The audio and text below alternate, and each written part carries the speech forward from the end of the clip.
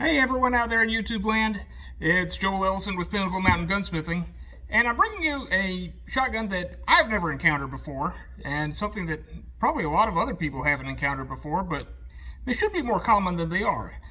This is an Ithaca Arms / SKB model XL900.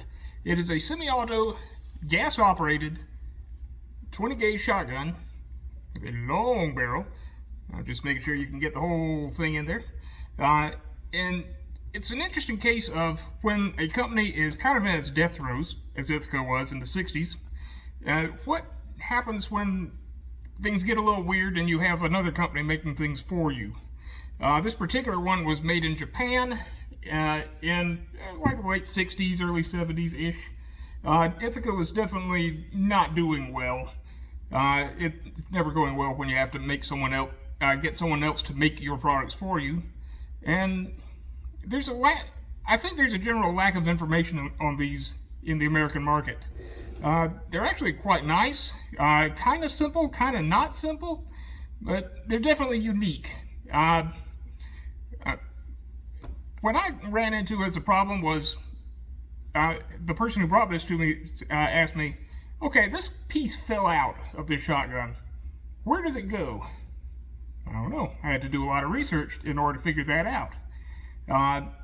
In any case, I've got it put back together, but let me show you how to actually disassemble this one, because even the owner's manuals of these things did not show you exactly how to do that. And it's kind of weird, and unlike anything I've ever seen before. In any case, let me take you through this. Stand by. Okay, in some ways, this is a lot like any other semi-auto shotgun out there on the market. In order to start the field strip / disassembly, we're going to first make sure it's unloaded. Which, yep, ensure it is. And to drop the bolt, we just have this button here on the side. In order to load the shotgun, you'd also have to press that button and push in the loading gate. Otherwise, it locks shut fairly well. In any case, we've made sure it's unloaded. Let's go ahead and start the disassembly. Now, first step is to undo this cap. And that, as you can hear the clicking there, there's little serrations on this to make sure it doesn't come off accidentally. And then we can take off the handguard and reveal a little bit of weirdness going on here. Whoa, hello. Like I said, this is a gas-operated shotgun. I'll show you some more of the details of its operation here shortly. And theoretically, you can take off the barrel without having to pull the bolt back. Which, yeah, it'll do it. Why you'd want that, I'm not entirely sure. But in any case, here's the barrel off of this. It has an adjustable gas block. You can stick a screwdriver in to this little slot and select either low or high pressure, and pretty much if it's working well for what your ammo is doing, then just kind of keep it there. And we can see from the back of the barrel that it locks into it about like a Remington 870 or a Mossberg 500, similar to that system. And yeah, we'll see a lot of similarities with the Remington 870. We also have a little bit of weirdness going on here. You can see, yep, you can see right in there, we have two gas ports. I suspect that the gas block selector, it blocks one of those ports when you have a higher pressure round and you don't need as much gas, which really helps cut down the wear and tear of the system as a whole if you have higher pressure shells. In any case, we have our barrel and our forend. Yeah, there's not a whole lot going on in the forend. It's just a hollow wooden tube. Keeps your fingers out of the working bits. And let's get in for a closer look at the mechanism here. Let me turn the camera around. Stand by. Generally speaking, this is about as far down as you would ever need to take the shotgun in order to do basic maintenance. However, the problem I usually run into that most people I've heard of report on these things is that the bolt is absolutely disgusting. because it's a little hard to get out. And the rest of the action is all gummed up because no one ever cleans it, because this is all the operator's manual tells you to do. So, and most people kind of assume that's all there is to it. Well, there's a little bit more. As you can see, this action bar up here, that's what connects back here to the bolt and to the locking block. And in any case, let me show you more about how that comes apart. It'll take a bit of finagling, but I'll show you. Stand by. Alright, next thing I like to do on disassembling this is to take out these pins. We've got our little lightweight hammer and our punch, and we can just pop those out. Especially since it's up on our nice handy block. Should not require a ton of effort. I probably could have pushed those out, but we see our pins don't really have one end or the other favored, and they're both identical, so there's no really getting them backwards. And that allows us to take out our trigger mechanism, the fire control group. And here we go.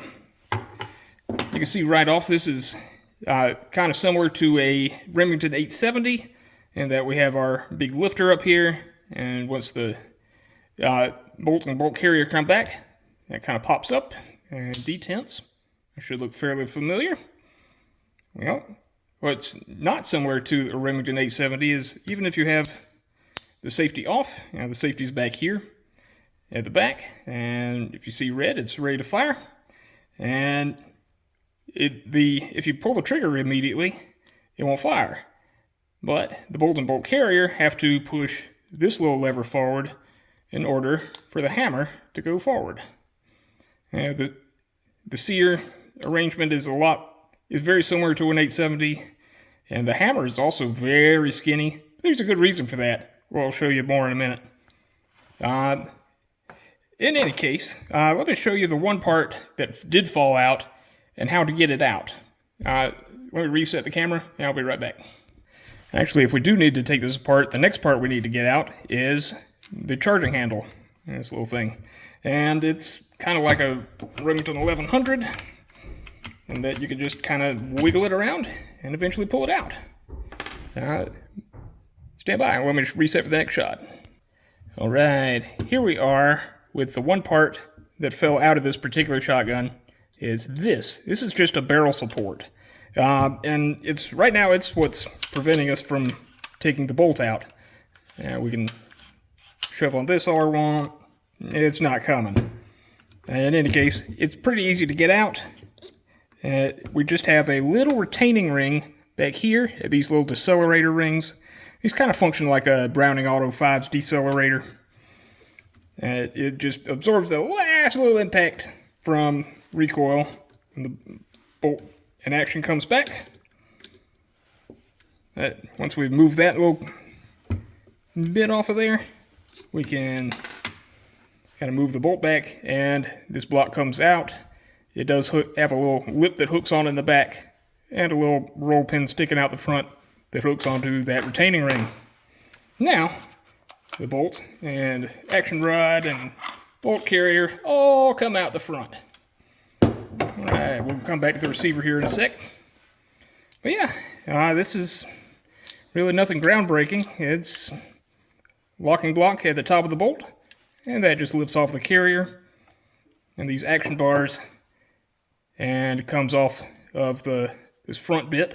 This is what interfaces with the gas system and really collects all the soot and carbon and everything off of the action.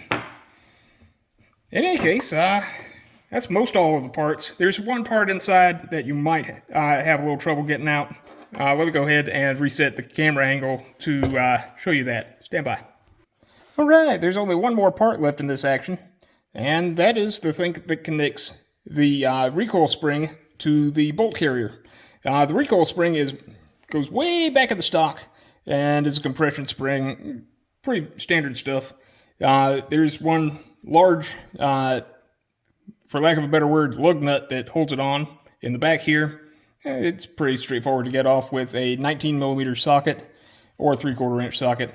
But yeah, this part right here It's what communicates that action to the bolt carrier / action bar assembly. And in order to get it out, you can just slide it forward a little bit, pick up the tail, and slide it back and turn it sideways, and here we go. It's a little bit of finagling, but nothing too major. In any case, if you take the action bar and stutch out of the action first, this is a lot easier to get to. This is also the reason why the hammer is so skinny. It's in order to get to the firing pin on the back of the bolt, you have to get through this assembly, which has this narrow slot in it. I just thought that was a neat piece of design. In any case, that's most all of the parts inside here. There's a couple of locking levers that this one interfaces with the button on the outside here. This one is a cartridge stop for the magazine that is inside the tube here. But yeah, that's pretty much it.